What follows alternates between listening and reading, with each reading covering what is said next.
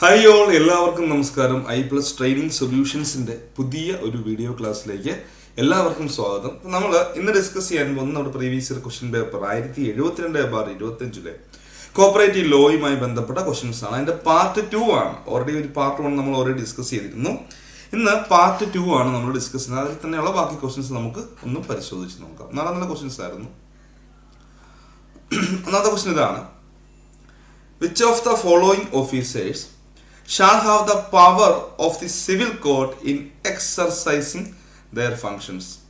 അപ്പൊ താഴെ പറയുന്ന ഓഫീസേഴ്സിൽ ആർക്കൊക്കെയാണ് സിവിൽ കോർട്ട് അല്ലെങ്കിൽ സിവിൽ കോടതിയുടെ അധികാരങ്ങളുള്ളത്? ചില സാഹചര്യങ്ങളിലായിട്ട് അല്ലെങ്കിൽ ഇവരുടെ ഫങ്ഷൻസ് ചെയ്യുന്ന സമയത്ത് ഇവർക്ക് എന്തുണ്ട്? ആ സിവിൽ കോടതിയുടെ അധികാരമുണ്ടെന്ന് പറയുന്നുണ്ട്, അല്ലേ? വളരെ പ്രധാനപ്പെട്ട നമ്മൾ പഠിച്ചിട്ടുള്ളതാണ്.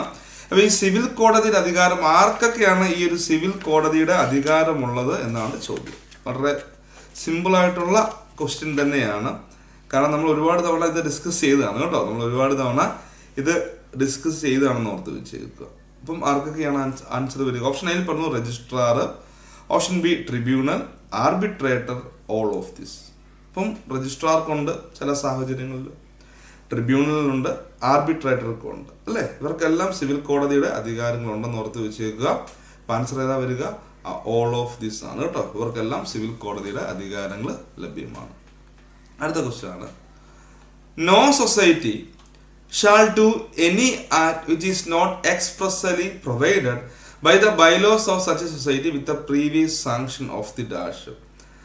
താഴെ പറയുന്നത് നമ്മൾ സാധാരണയായിട്ട് ഒരു സംഘത്തിന് അവരുടെ ബൈലോയിൽ പറഞ്ഞിട്ടില്ലാത്ത കാര്യങ്ങൾ ഒരിക്കലും ചെയ്യാൻ പാടില്ല. സാധാരണ രീതിയിൽ no society shall do any act which is not expressly provided by the bylaw of society. സംഘത്തിന്റെ ബൈലോ എന്ന് പറഞ്ഞാൽ എന്താണ്? നിയമാവലി എന്നൊക്കെ പറയും, അല്ലേ? ബൈലോ എന്ന് പറഞ്ഞാൽ നിയമാവലി, അല്ലെങ്കിൽ പറയാം എന്താണ്? ഉപനിബന്ധന, അല്ലെ? ഉപനിബന്ധന എന്ന് പറയാം, നിയമാവലി എന്നൊക്കെ പറയാം. അപ്പൊ ഒരു സൊസൈറ്റിക്കും ബൈലോയിൽ പറഞ്ഞിട്ടില്ലാത്ത കാര്യങ്ങൾ ചെയ്യാൻ പറ്റില്ല. ഓക്കെ, അതായത് ബൈലോയിൽ നമ്മൾ എല്ലാ കാര്യങ്ങളും ബൈലോയിൽ നിഷ്കർഷിച്ചിട്ടുള്ള രീതിയിൽ മാത്രമേ ചെയ്യാൻ പറ്റുള്ളൂ. അതുകൊണ്ടാണ് നമ്മൾ ബൈലോയെ എന്തെന്ന് വിശേഷിപ്പിക്കുന്നത്? ഇന്റേണൽ, അല്ലെ? എന്താ പറയുക? Internal law of A cooperative society എന്ന് വിശേഷിപ്പിക്കുന്നത്. ഒരു സഹകരണ സംഘത്തിന്റെ ഇന്റേണൽ ലോ ആണ് ബൈലോ. എക്സ്റ്റേണൽ ലോ എന്ന് പറഞ്ഞാൽ എന്താണ്? അത് ഞാൻ ഒരുപാട് പഠിച്ചിട്ടുണ്ട്. KCS ആക്ട് ആൻഡ് റൂൾ ആണ്, അല്ലെ? KCS ആക്ട് ആൻഡ് റൂൾ ആണ് എക്സ്റ്റേണൽ ലോ.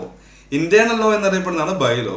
അപ്പൊ നമുക്കങ്ങനെ ബൈലോയിൽ നേരിട്ട് പറയാത്ത കാര്യങ്ങൾ, no society shall do any act which is not expressly provided by the bylaw. അപ്പൊ ബൈലോയിൽ പറഞ്ഞിട്ടില്ലാത്ത കാര്യങ്ങൾ നമുക്ക് ചെയ്യാമോ എന്ന് ചോദിച്ചാൽ സാധാരണ രീതിയിൽ നമുക്ക് ചെയ്യാൻ പറ്റില്ല. പക്ഷെ നമുക്ക് എന്താണ് പറയുക?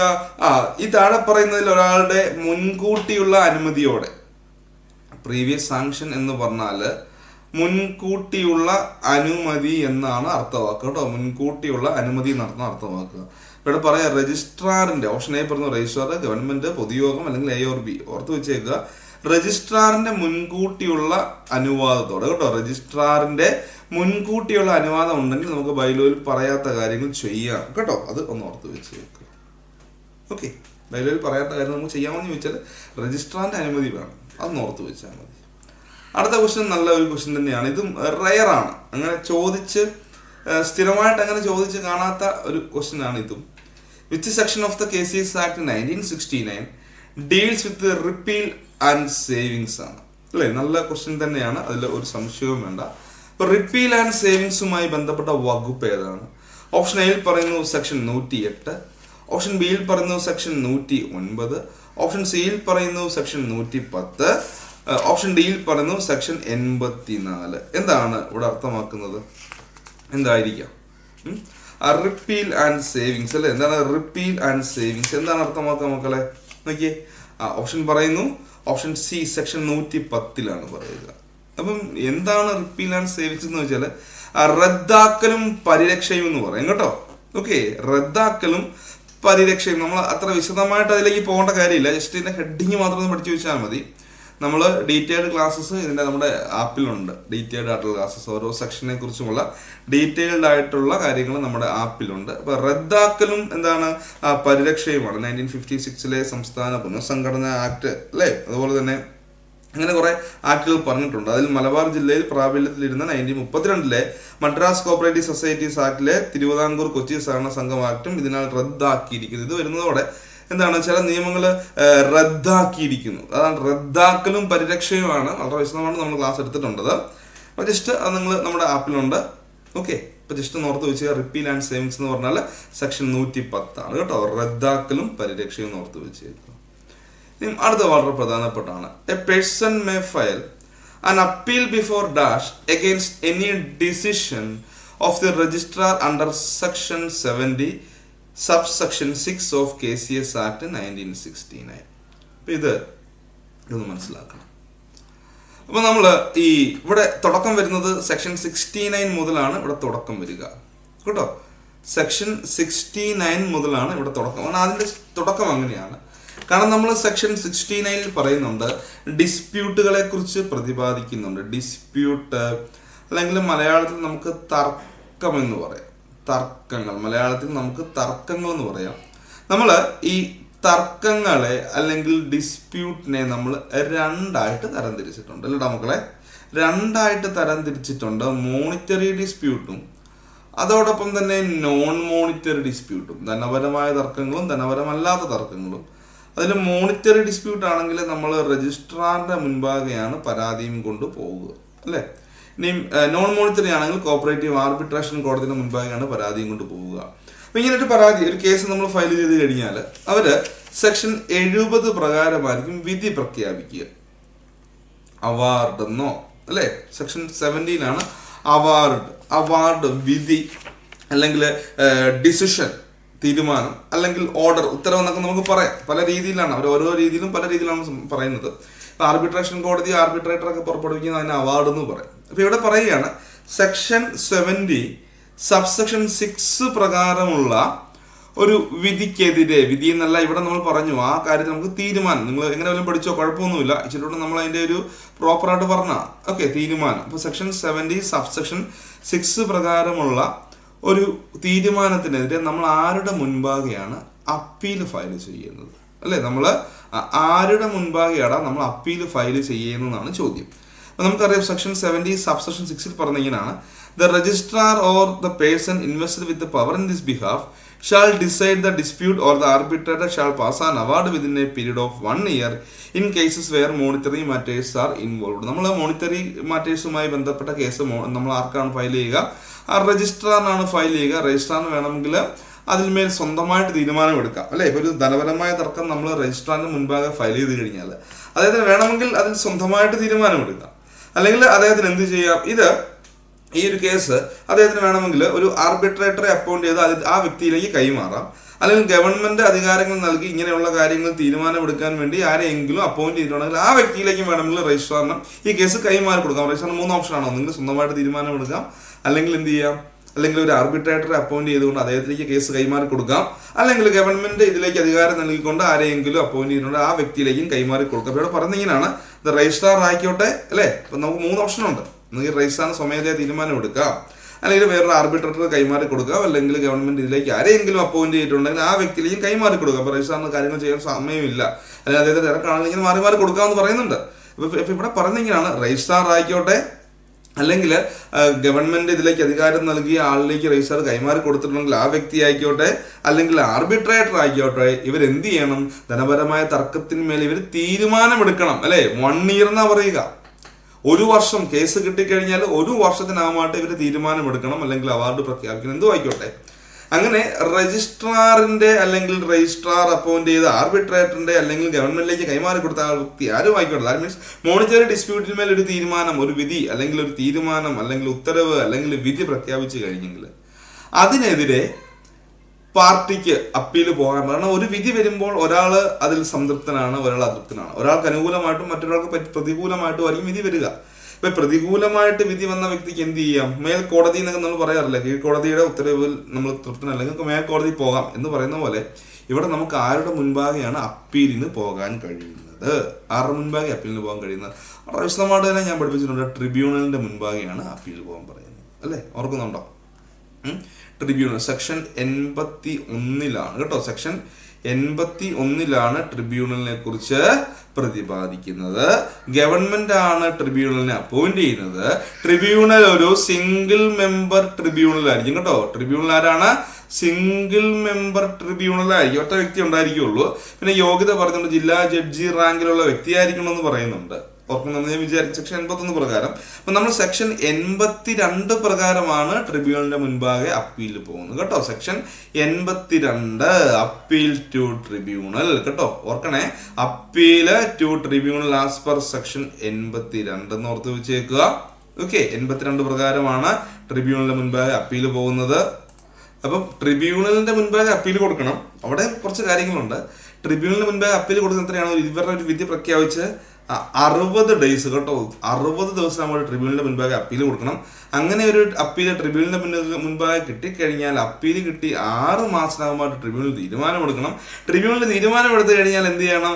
ആ തീരുമാനത്തിന്റെ വിധി പകർപ്പ് അല്ലെങ്കിൽ ഉത്തരവിന്റെ കോപ്പി ഇരു പാർട്ടികളിലേക്കും എന്നാണോ തീരുമാനമെടുക്കുന്നത്, തീരുമാനമെടുത്ത് 15 ദിവസത്തിനകമായിട്ട് ഇരു പാർട്ടികളിലേക്കും അതിന്റെ പകർപ്പ് അയച്ചു കൊടുക്കണം. കമ്മ്യൂണിക്കേറ്റ് ചെയ്യണമെന്ന് പഠിക്കാറുണ്ട്.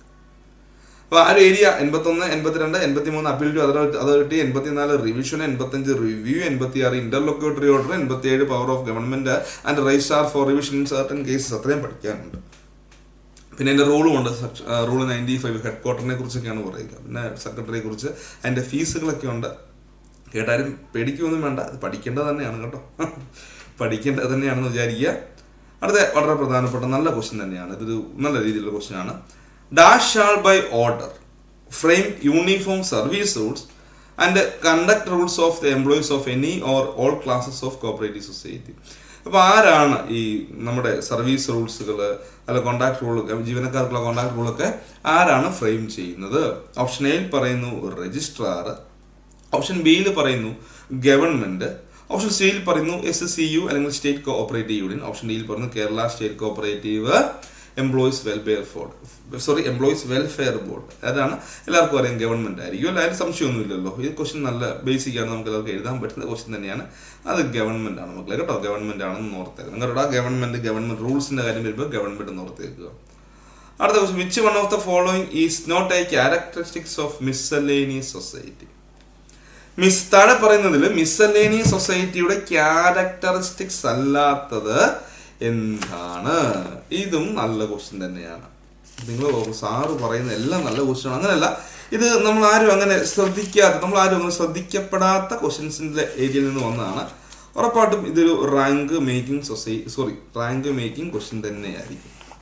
ഓക്കെ, ഇപ്പൊ താഴെ പറഞ്ഞത് മിസ്സലേനിയസ് സംഘങ്ങളുടെ ക്യാരക്ടറിസ്റ്റിക്സ് അല്ലെങ്കിൽ സ്വഭാവം സവിശേഷത അല്ലാത്തത് എന്തെന്നാണ് ചോദ്യം. ഇപ്പൊ എവിടെയാണ് ഈ മിസ്സലേനിയസ് സൊസൈറ്റീസിനെ കുറിച്ച് പ്രതിപാദിക്കുന്നത്? അതായത് നമുക്കറിയണ്ടേ, മിസ്സലേനിയസ് സംഘത്തിനെ കുറിച്ച് എവിടെയാണ് പ്രതിപാദിക്കുന്നത് ചോദിച്ചാൽ ഓർത്ത് വെച്ചേക്കുക, സെക്ഷൻ 2LAയിലാണ്. കേട്ടോ, LAയിലാണ് ഈ മിസ്സലേനിയസ് സംഘങ്ങളെ കുറിച്ച് പ്രതിപാദിക്കുന്നത്. അവിടെ മിസ്സലേനിയസ് സൊസൈറ്റീസിനെ കുറിച്ച് അവരവിടെ ഡിഫൈൻ ചെയ്യുന്നുണ്ട്. ഇങ്ങനെയാണ് പറയുക, മിസ്സലേനിയസ് സൊസൈറ്റി എന്ന് പറഞ്ഞാൽ അല്ലെങ്കിൽ miscellaneous society means such societies as may be prescribed നിർണ്ണയിക്കപ്പെട്ടുള്ള മറ്റ് സംഘങ്ങൾ and which accept deposit from their members only. അപ്പം പറയുന്നുണ്ട് accept deposit only from members. Correct ആണേ അല്ലേ? മെമ്പേഴ്സിൽ നിന്ന് അവർ ഡെപ്പോസിറ്റ് സ്വീകരിക്കുന്നു. പിന്നെ പറയുന്നുണ്ട് and no deposit shall be accepted from nominal or associate member. അപ്പൊ നോമിനൽ മെമ്പറിൽ നിന്നോ അസോസിയേറ്റ് മെമ്പറിൽ നിന്നോ എന്ത് സ്വീകരിക്കാറില്ല? ഡെപ്പോസിറ്റ് സ്വീകരിക്കാറില്ല. അതും കറക്റ്റ് ആണ്. അപ്പം ഓർക്കുക, മെമ്പർമാരിൽ നിന്ന് മാത്രമേ നിക്ഷേപം സ്വീകരിക്കുകയുള്ളൂ. നോമിനൽ അല്ലെങ്കിൽ അസോസിയേറ്റ് മെമ്പർ നാമമാത്രമായ അംഗം എന്നൊക്കെ ഞാൻ പറഞ്ഞിട്ടുണ്ട്. Nominal or associate member section 18 അല്ലെ, 16 persons who may become members, 16 persons who may become member, ആർക്കൊക്കെ അംഗങ്ങളാകാം. 17 എക്സ്പെൽഷൻ പുറത്തു കാക്കുക അല്ലേ. 18 നോമിനൽ അല്ലെങ്കിൽ അസോസിയേറ്റ് മെമ്പർ എന്നോർത്ത് വെച്ചേക്കും. ഓക്കെ, അതോടെ നിൽക്കട്ടെ. അത് നമ്മൾ എടുത്തിട്ടുള്ള മെമ്പർഷിപ്പിന്റെ ക്ലാസ്സിൽ എടുത്തിട്ടുള്ളതാണ്. നോക്കിയേ, ആദ്യത്തേത് പറഞ്ഞു accept deposit only from members, അംഗങ്ങളിൽ നിന്ന് മാത്രം നിക്ഷേപം സ്വീകരിക്കുന്നു. നോമിനൽ അല്ലെങ്കിൽ അസോസിയേറ്റ് മെമ്പറിൽ നിന്ന് നിക്ഷേപം സ്വീകരിക്കില്ല. ഓക്കെ, പിന്നെ പറയുന്നുണ്ട് and shall undertake business activities for the welfare of its members as per the bylaws and shall issues loan only to member എന്ന് പറയുന്നുണ്ട്. പിന്നെ പറയാം provide that no agricultural or schematic loan shall be issued to the members except the loan for welfare activities. അപ്പോൾ നോക്കിയാൽ all type of agricultural and schematic loans issued to member ഒരിക്കലും പറയില്ല, അവിടെ എടുത്ത് പറയുന്നുണ്ട് provide that no agricultural loans or schematic loan shall be issued to the members except the loans for welfare purpose എന്നാണ് പറയുന്നത്. ഇവിടെ ആൻസർ വരുന്ന ഏതാണ്? ഒരു സംശയം വേണ്ട, ഓപ്ഷൻ സി ആണ് ആൻസർ കേട്ടോ. ഓപ്ഷൻ സി ആണ് ആൻസർ എന്നോർത്ത് വെച്ചേക്കുക. ക്ലിയർ അല്ലേ? ക്ലിയർ അല്ലേടേ? ക്ലിയർ അല്ലേടേ? ക്ലിയർ അല്ലേടേ? ക്ലിയർ ആണല്ലേ? അടുത്ത ക്വസ്റ്റ്യൻ ആണ്, നല്ല ക്വസ്റ്റ്യൻ. ഇത് നല്ല ക്വസ്റ്റ്യൻ ആണ്, എനിക്ക് ഇഷ്ടപ്പെട്ട ക്വസ്റ്റ്യൻ. ഞാൻ ഒരുപാട് തവണ ഇതൊക്കെ എന്തുകൊണ്ടാണ് എനിക്ക് ഇഷ്ടപ്പെട്ട ക്വസ്റ്റ്യൻ ചോദിച്ചാൽ ഇതൊക്കെ നമ്മൾ ക്ലാസ്സസ് എടുക്കുമ്പോൾ തന്നെ പറയും ഇത് വരും, ഇത് ഉറപ്പാണ്. കാരണം ഇത് പഠിപ്പിച്ചാണ് നമ്മൾ ലൈവ് ക്ലാസ്സിലും അതുപോലെ തന്നെ നമ്മുടെ റെക്കോർഡ് ക്ലാസ്സിലൊക്കെ ഞാനൊരു 3-4 തവണ എടുത്തെടുത്ത് പറയും ഇത് പഠിക്കടാ, ഇത് പഠിക്കടാ, ഇത് പഠിക്കടാ അല്ലേ? കാരണം അത്ര ഇമ്പോർട്ടൻ്റ് ആണ്. പറയുന്നുണ്ട് an application for registration of a cooperative society shall be disposed of by the registrar within dash from the date of receipt of application. എല്ലാവർക്കും മനഃപ്പാടമായിരിക്കും ഇത്. ഓപ്ഷൻ എയിൽ പറഞ്ഞത് 90 ദിവസം, ഓപ്ഷൻ ബിയിൽ പറയുന്നു 60 ദിവസം, ഓപ്ഷൻ സിയിൽ പറയുന്നു 45 ദിവസം, ഓപ്ഷൻ ഡിയിൽ പറയുന്നു 2 മാസം. എന്താണ് ആൻസർ വരിക? അതായത് ഒരു സംഘം രജിസ്റ്റർ ചെയ്യാൻ അപേക്ഷ കൊടുത്തു കഴിഞ്ഞാൽ, അങ്ങനെ ഒരു അപേക്ഷ രജിസ്ട്രാർ സ്വീകരിച്ചു കഴിഞ്ഞാൽ അപേക്ഷ സ്വീകരിച്ച് എത്ര ദിവസത്തിനുള്ളതായിട്ട് ഷാൾ ബി ഡിസ്പോസ്ഡ് ഓഫ് എന്ന് പറയാൻ തീരുമാനമെടുക്കണം. ഓക്കെ, അതായത് ഒരു അപേക്ഷ നമ്മൾ രജിസ്ട്രാറിന് കൊടുത്തു സംഘം രജിസ്റ്റർ ചെയ്യാൻ വേണ്ടി. അപ്പോൾ ഏത് സെക്ഷൻ പ്രകാരമാണ് രജിസ്ട്രാറിന് നമ്മൾ ആപ്ലിക്കേഷൻ കൊടുക്കുന്നത്? സെക്ഷൻ 6 റൂള് 3 അല്ലേ? സെക്ഷൻ 6 റൂള് 3 പ്രകാരമാണ് രജിസ്ട്രാറിന് നമ്മൾ അപേക്ഷ കൊടുക്കുന്നത്. അപ്പോൾ നമ്മൾ പറയും ഫോം നമ്പർ 1 അപേക്ഷ കൊടുക്കണം അല്ലേ? ഫോം നമ്പർ 1 കൊടുക്കണം എന്ന് പറയുന്നുണ്ട്. നമ്മുടെ പ്രപ്പോസ്ഡ് ബൈലോ, നിർദ്ദിഷ്ട ബൈലോയുടെ 3 കോപ്പി, പ്രപ്പോസ്ഡ് ബൈലോയുടെ 3 കോപ്പി നൽകണം. ഈ ഫോം നമ്പറിൽ 1 അപേക്ഷ വന്ന ഡ്യൂപ്ലിക്കേറ്റ് എന്ന് പറയുന്നുണ്ട്. പിന്നെ പറഞ്ഞത് എല്ലാവരും അതിൽ ഒപ്പിട്ടിരിക്കണം അല്ലേ? പിന്നെ പറയുന്നുണ്ട് എല്ലാവരും ഇൻഡിവിജ്വൽ മെമ്പേഴ്സ് ആണെങ്കിൽ നോട്ട് ലെസ് ദാൻ 25, 25 കുറയാത്ത അംഗങ്ങൾ ഉണ്ടായിരിക്കണമെന്ന് ഓർത്ത് വെച്ചേക്കുക. പിന്നെ നമ്മൾ പറയും രജിസ്ട്രേഷന് ഫീസ് ഉണ്ട് അല്ലേ? സംഘത്തിന്റെ പ്രവർത്തന പരിധി വിതിന്നെ താലൂക്ക്, ഒരു താലൂക്കിന്റെ ഉള്ളിലാണെങ്കിൽ എത്രയാണ്? 2500. ഇനിയും പറയണ സംഘത്തിന്റെ പ്രവർത്തനം, നമ്മൾ രൂപീകരിക്കാൻ പോകുന്ന സംഘത്തിന്റെ പ്രവർത്തന പരിധി taluk or above but less than A district ആണെങ്കിൽ 5000 ആണ്. ഇനി സംഘത്തിന്റെ പ്രവർത്തന പരിധി ഒരു ഡിസ്ട്രിക്റ്റ് ആണെങ്കിൽ 6250 ഇനി സംഘത്തിന്റെ പ്രവർത്തനം മോർ ദാൻ 1 ഡിസ്ട്രിക്റ്റ് അല്ലെ, ഒരു ഡിസ്ട്രിക്റ്റിൽ കൂടുതലാണെങ്കിൽ എത്രയാണ്? 12500. പിന്നെ നമ്മൾ പറയുന്നു എക്സംഷൻ കേസുകളൊക്കെ പറയുന്നുണ്ട്, അതിലേക്കൊന്നും ഞാൻ ഇപ്പോൾ പോകുന്നില്ല. ഇതെല്ലാം കൊടുത്തു കഴിഞ്ഞാൽ രജിസ്ട്രാർ സെക്ഷൻ 7 പ്രകാരം റൂള് 4, സെക്ഷൻ 7 റൂള് 4 പ്രകാരമാണ് സംഘം നമുക്ക് രജിസ്റ്റർ ചെയ്ത് തരുന്നത് അല്ലേ? അപ്പോൾ അദ്ദേഹം കുറേ കാര്യങ്ങൾ നോക്കും, കുറേ കാര്യങ്ങൾ അദ്ദേഹം പരിശോധിക്കും. ആദ്യമേ ഈ അപേക്ഷ കിട്ടി കഴിയുമ്പോൾ അദ്ദേഹം ഫോം നമ്പർ 2 എന്ന് പറഞ്ഞ രജിസ്റ്റർ ഉണ്ട്, അതിലേക്ക് അപേക്ഷ കിട്ടി അത് എഴുതി ഒരു അക്നോളജ്മെന്റ് കൊടുക്കും. എന്നിട്ട് അദ്ദേഹത്തിന് യാവിൽ പോയിരുന്ന് ഈ അപേക്ഷയൊക്കെ പരിശോധിക്കും. ആദ്യമായിട്ട് നോക്കും എന്താണ് നമ്മൾ നൽകിയ ഈ അപേക്ഷ ആക്ട് ആൻഡ് റൂൾസിന്റെ പ്രൊവിഷൻസ് പ്രകാരം തന്നെയല്ലേ? രണ്ടാമതായിട്ട് അദ്ദേഹം നോക്കും സെക്ഷൻ 4 പ്രകാരം തന്നെയല്ലേ സംഘത്തിന്റെ ലക്ഷ്യം? എന്താ സെക്ഷൻ 4 പ്രകാരം സംഘത്തിന്റെ ലക്ഷ്യം? അംഗങ്ങളുടെ സാമ്പത്തിക ഉന്നമനം, അതുപോലെ തന്നെ പൊതുജനങ്ങളുടെ താല്പര്യങ്ങൾ കാത്തു സൂക്ഷിക്കുക, സഹകരണ തത്വങ്ങൾക്ക് അനുസൃതമായിട്ട് പ്രവർത്തിക്കുക, അതൊക്കെയാണ് സെക്ഷൻ 4ൽ പറയുന്നത്. Societies which may be registered. അപ്പൊ അതൊക്കെ പക്കയാണെന്ന് അദ്ദേഹം നോക്കും അല്ലെ? സംഘത്തിന്റെ ഒബ്ജക്റ്റ് സെക്ഷൻ 4 പ്രകാരം തന്നെ അല്ലേ എന്ന് അദ്ദേഹം പരിശോധിക്കും. നല്ല അല്ലേ? പരിശോധിക്കണം. പിന്നെ അദ്ദേഹം നോക്കും സംഘത്തിന്റെ പ്രവർത്തന പരിധി ഓവർലാപ്പ് ചെയ്യുന്നുണ്ടോ? സെക്ഷൻ 7 സബ് സെക്ഷൻ 1 ക്ലോസ് സിക്ക് അത് നോക്കും. പിന്നെ അദ്ദേഹം നോക്കും നമ്മൾ നൽകിയ ബൈലോയിലെ വ്യവസ്ഥകൾ ആക്ടിനും റൂളിനും വിരുദ്ധമാണെന്ന് നോക്കും. പിന്നെ നമുക്കൊരു സൗണ്ട് ബിസിനസ് ചെയ്യാൻ ആവശ്യമായിട്ടുള്ള എല്ലാ റിക്വയർമെന്റ്സും ഉണ്ടോ എന്ന് അദ്ദേഹം നോക്കും. പിന്നെ അവിടെ വീണ്ടും നോക്കും മിനിമം ഷെയർ ക്യാപിറ്റൽ കോൺട്രിബ്യൂഷൻ ഉണ്ട് അല്ലേ? സംഘം ഒരു ക്രെഡിറ്റ് സംഘമാണെങ്കിൽ മിനിമം 2,00,000 രൂപ എങ്കിലും ഷെയർ ക്യാപിറ്റലായിട്ട് കളക്ട് ചെയ്യണം. ഇനി നോൺ ക്രെഡിറ്റ് സംഘം, വായ്പ കൊടുക്കാത്ത സംഘം അല്ലെങ്കിൽ നോൺ ക്രെഡിറ്റ് സംഘമാണെങ്കിൽ 1,00,000 രൂപ എങ്കിലും നമ്മൾ എന്ത് ചെയ്യണം? അവിടെ മിനിമം ഷെയർ ക്യാപിറ്റലായിട്ട് കോൺട്രിബ്യൂട്ട് ചെയ്യണം. ഇതെല്ലാം പക്കയാണെങ്കിൽ പുള്ളി എന്ത് ചെയ്തിട്ടും നമുക്ക് രജിസ്റ്റർ ചെയ്ത് തരും അല്ലേ? അപ്പം അതെല്ലാം നോക്കുന്നത് നമ്മൾ ഒരു അപേക്ഷ രജിസ്ട്രാറിന് മുൻപായി കൊടുത്താൽ അല്ലെങ്കിൽ രജിസ്ട്രാർ സംഘം രജിസ്റ്റർ ചെയ്യുന്നതുമായി ബന്ധപ്പെട്ട ഒരു അപേക്ഷ അദ്ദേഹത്തിലേക്ക് കിട്ടിക്കഴിഞ്ഞാൽ അതിന്മേൽ അദ്ദേഹം ആ അപേക്ഷ കിട്ടി 60 ദിവസത്തിനകമായിട്ട് തീരുമാനം കൈക്കൊള്ളണം, ഡിസ്പോസ് ഓഫ് ചെയ്യണം. ഇപ്പൊ ഡിസ്പോസ് ഓഫ് എന്ന് പറഞ്ഞാൽ എന്താ അർത്ഥം? ഡിസ്പോസ് ഓഫ് എന്ന് പറഞ്ഞാൽ തീരുമാനം എടുക്കുക എന്നുള്ളതാണ്. ഓക്കെ ആണ് രജിസ്റ്റർ ചെയ്ത് കൊടുക്കുക, ഓക്കെ അല്ലെങ്കിൽ എന്ത് ചെയ്യുക? ഓക്കെ അല്ലെങ്കിൽ റിജക്റ്റ് ചെയ്യുക അല്ലെ?